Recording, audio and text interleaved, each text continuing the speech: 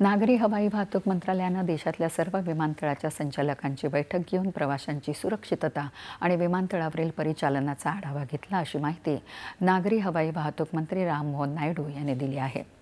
सर्व विमानतळांनी विमान कंपन्यांसोबत उत्तम समन्वय राखत प्रवाशांना आवश्यक त्या सेवा तातडीनं मिळाव्यात याची दक्षता घ्यावी.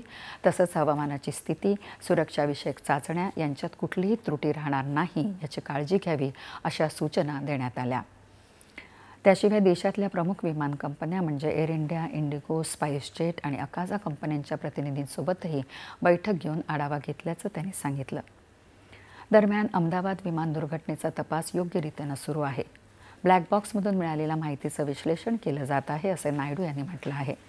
या तपासाबद्दल कोणीही अधिकृत नसलेली माहिती किंवा अंदाज सांगू नये, असं आवाहन त्यांनी केलं आहे.